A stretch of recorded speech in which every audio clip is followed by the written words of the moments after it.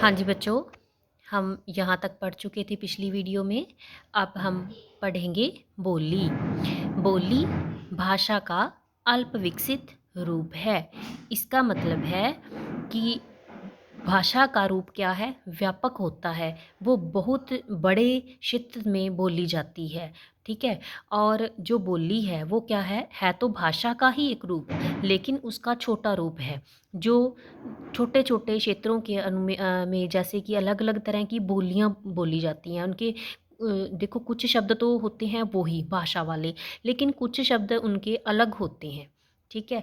तो जैसे आप एक गांव से दूसरे गांव में जाते हैं तो वहाँ पर आपने इस को देखा होगा कि ये बदलाव होता है। वहाँ पर हर क्षेत्र की अपनी एक मतलब स्पेशल बोली कह लें हम, वो हो जाती है। जिस प्रकार हिंदी है, हिंदी एक भाषा है ना। इसका रूप बहुत व्यापक है। जो हिंदी हम पुस्तकों में पढ़ते हैं वो देखो थोड़ी अलग होती है। जो हिंदी हम देखो, अब हरियाणवी बोली है, ये भी क्या है, हिंदी में से है। इसके कुछ शब्द तो हिंदी भाषा में से लिए गए हैं, और कुछ शब्द क्या है, अपने अपने क्षेत्र के अनुसार हैं। ऐसे ही मारवाड़ी बोली है, भोजपुरी है, राजस्थानी है, अवधी है, ब्रज है, बुंदेलखंडी है।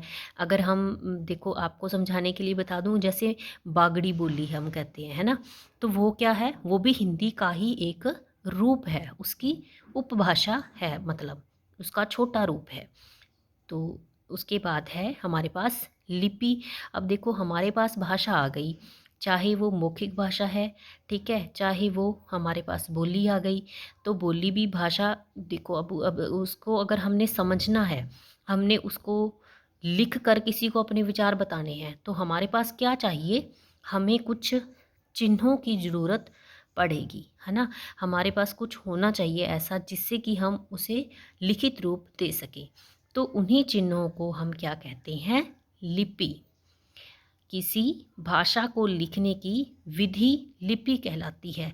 या हम कह लें कि भाषा को लिखने के लिए जिन चिन्हों का प्रयोग हम करते हैं उन्हें हम क्या कहते हैं, लिपि कहते हैं, ठीक है। और प्रत्येक भाषा की लिपि जो है वो अलग होती है। जैसे कि हम देखते हैं कि हिंदी लिखनी है अगर हमने, तो उसके लिए हमें कौन सी लिपि प्रयोग करनी पड़ती है, देवनागरी लिपि। और देवनागरी लिपि में हम किन अक्षरों का प्रयोग करते हैं, हम करते हैं स्वरों का और व्यंजनों का प्रयोग करते हैं, मात्राओं का प्रयोग करते हैं। अगर हमने पंजाबी लिखनी है तो उसके लिए हमें सबसे पहले 35 अक्षर जो हैं वो सीखने पड़ते हैं, गुरुमुखी लिपि में लिखी जाती है। अगर हमें इंग्लिश लिखनी है उसके लिए हमें सबसे पहले अल्फ़ाबेट सीखने पड़ेंगे, है ना। तो इस प्रकार अलग अलग भाषा को लिखने के लिए अलग अलग चिन्ह बनाए गए होते हैं। उसके बाद है हमारे पास आता व्याकरण। व्याकरण क्या है, देखो हमने भाषा बोलनी सीख ली, लिखनी सीख ली, लेकिन क्या वो भाषा का शुद्ध रूप है, क्या हम भाषा को शुद्ध बोल रहे हैं, शुद्ध लिख रहे हैं। तो वो हमें जिन नियमों से पता चलता है।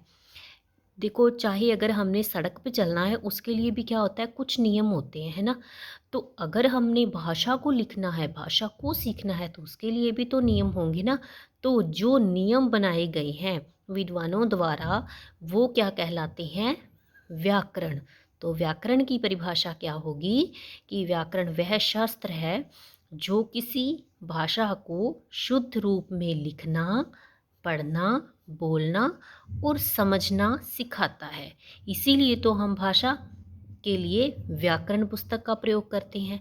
ये बहुत ही हमारे लिए महत्वपूर्ण होती है, ठीक है। जैसे श्वेता खाना पकाता है, अब ये एक वाक्य तो बन गया, भाषा है ये, लिपि का प्रयोग इसमें हो गया, लेकिन हमने अपने विचारों को क्या किया, अशुद्ध रूप में प्रकट किया है, शुद्ध रूप नहीं है ये हमें कैसे पता चला कि श्वेता, श्वेता क्या है, स्त्रीलिंग है, तो वो खाना पकाती आएगा, यहाँ पर पकाता नहीं आएगा, है ना।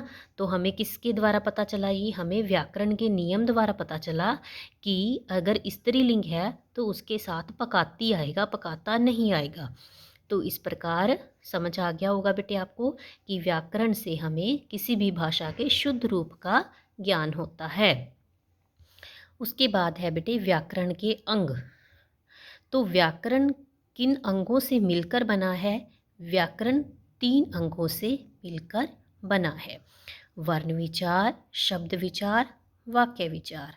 ठीक है, वर्ण विचार में हम किसका समझते हैं, किसको पढ़ते हैं?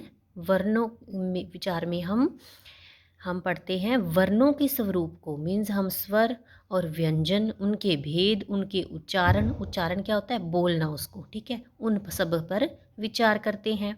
उसके बाद आ गया शब्द। जब हमने वर्णों को आपस में मिला दिया, जैसे मेरे पास वर्ण है घ प्लस र, मैंने इनको जोड़ दिया तो मेरे पास क्या बन गया? ये शब्द बन गया है ना।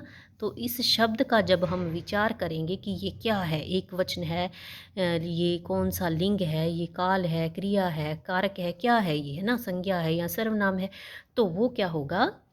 वो शब्द पर विचार होगा। ठीक है, उसके बाद आ गया वाक्य। अगर मैंने इन ऐसे शब्दों को जोड़ दिया आपस में, वो क्या बन जाएगा? वाक्य। और जब हम फिर उस वाक्य में सभी शब्दों को समझेंगे तो वो क्या होगा? हमारा वाक्य विचार। तो मुझे उम्मीद है बेटे आप सभी को ये पाठ समझ आ गया होगा। तो आपने इसे एक बार फिर से पढ़ना है और इसका बुक वर्क आपने खुद ही सॉल्व करने की कोशिश करनी है। Okay students, bye bye.